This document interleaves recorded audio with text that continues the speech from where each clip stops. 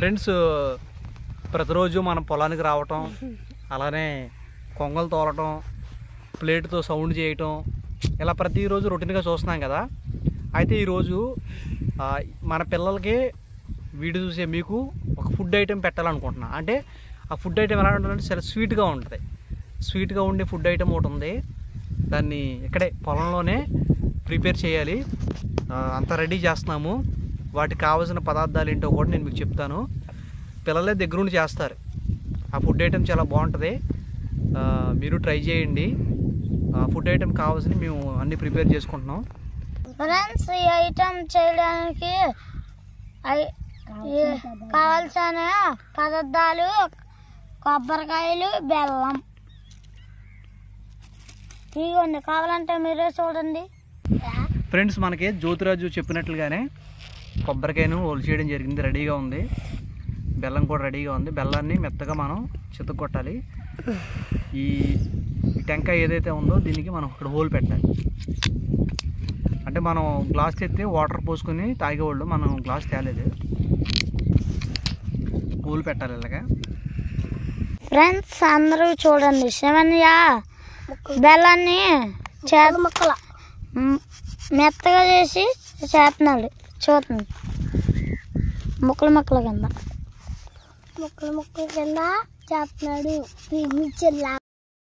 Friends, ఈ అన్య శివన్య బెల్లం ముక్కలు ముక్కల కింద చేసి కొబ్బరిలో వేస్తున్నాడు. మరి చూడండి ఎలాగేస్తున్నాడు.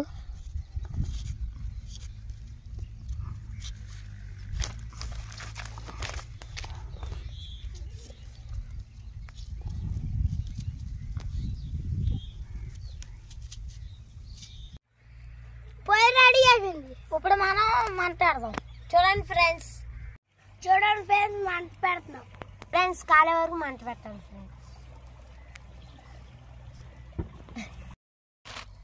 ఫ్రెండ్స్, మనకి కాయలు కాలిపోయినాయి. కాయలు రెడీగా ఉన్నాయి. ఓపెన్ చేసి తింటమే ఆలస్యం. తిందాం మరి. నోరు ఊరిపోతుంది అన్న. నోరు ఊరిపోతుంది బాగా. టేస్ట్ చేస్తాం, ఎలా ఉంటుందో చెప్తాం. బాగుంటే రెండోసారి కూడా మీకు కూడా షేర్ చేస్తాం. ఒక లైక్ కొట్టండి. ఎలా ఉంది? బాగా టేస్ట్ ఉంది.